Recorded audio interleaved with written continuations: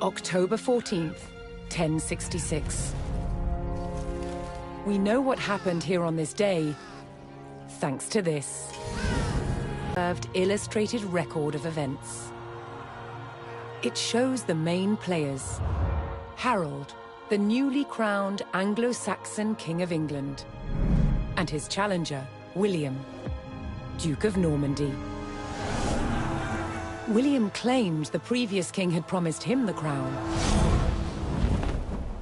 So, he assembled an army and prepared to sail to England to fight King Harold for the throne. But a storm thwarted his plans. Meanwhile, Harold discovered that a Viking invasion had landed in the north. Another threat to his crown. So he raced to fight them. In France, William waited for the right conditions to sail across the Channel to England.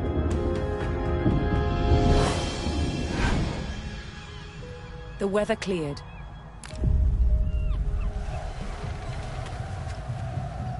He seized his chance.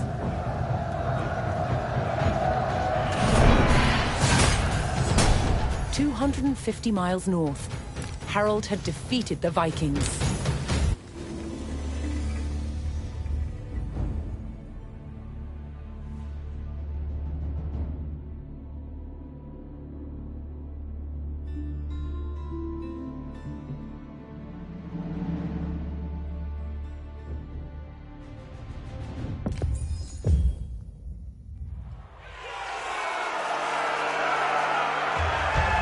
On October 14th, 1066, William of Normandy stood ready for battle at the base of a hill. The high ground belonged to King Harold of England and his Anglo-Saxon army. Here, on this hilltop, the fate of England would be decided.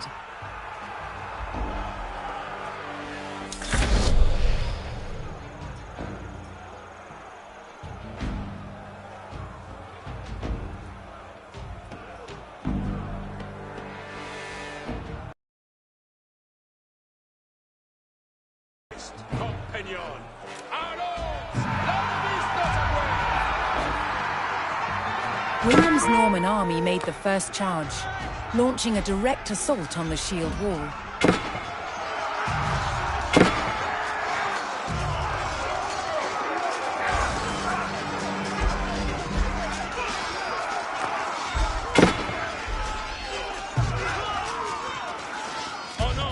Though William's army fought fiercely against the shield wall, it would not yield. As one man fell, another took his place. Overlapping shields in tight formation made for a near impenetrable barrier. Realizing his army could not break the shield wall, William called for a retreat.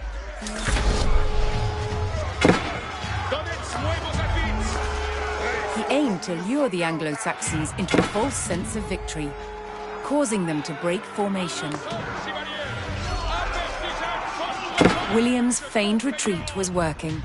The Anglo-Saxon army broke their shield wall formation, leaving gaps for William to make a move.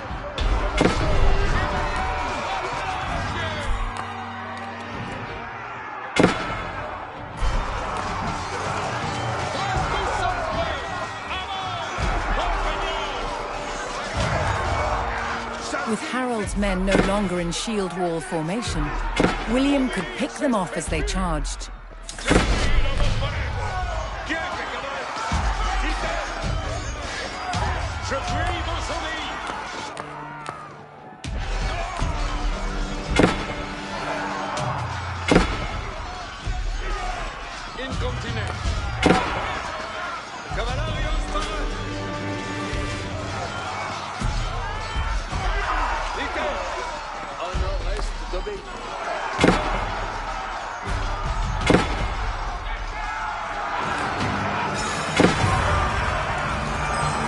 The Anglo-Saxons had deployed rows of spearmen to push back the invaders.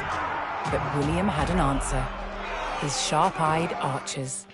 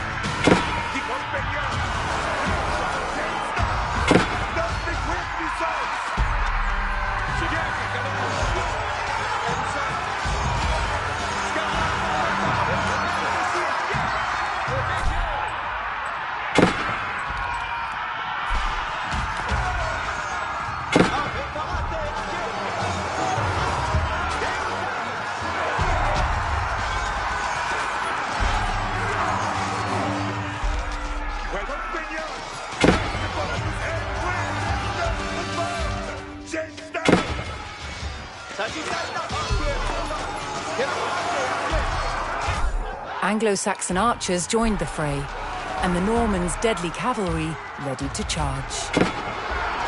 But first, William's forces had to eliminate the enemy spearmen, whose sturdy polearms could easily bring down a horse.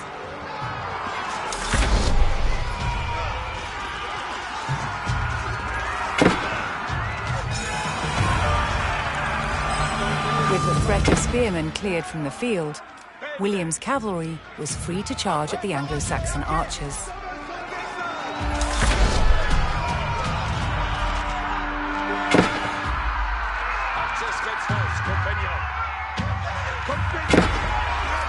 The Anglo-Saxon army was in disarray. Their shield wall had been neutralized and their numbers were dwindling. Now the only thing standing between William and victory was King Harold himself.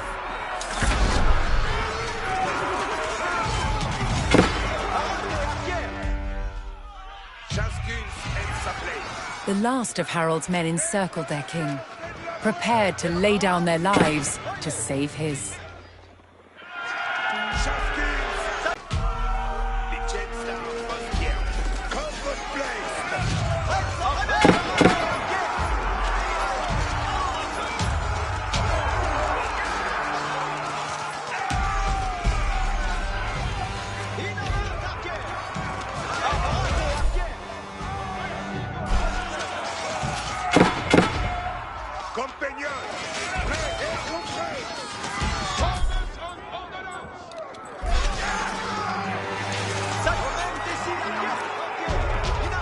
More Norman cavalrymen took to the field.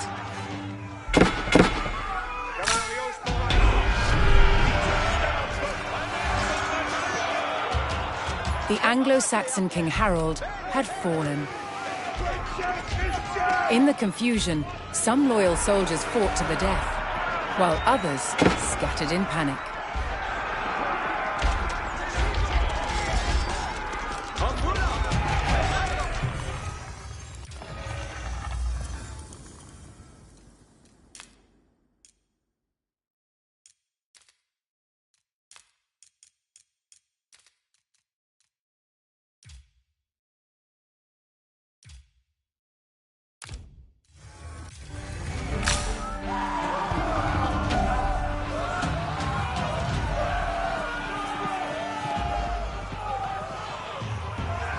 Leaderless and defeated, the last of the Anglo-Saxon army fled for their lives.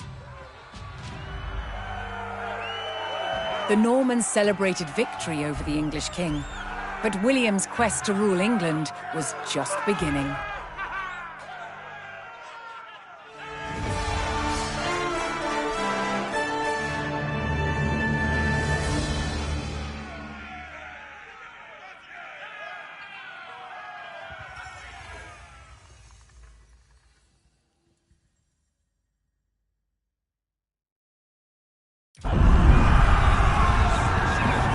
At the Battle of Hastings, the death of one man changed the course of history. The Anglo-Saxon King Harold was killed here, on England's south coast. His army defeated by William of Normandy. Anglo-Saxon rule was over forever.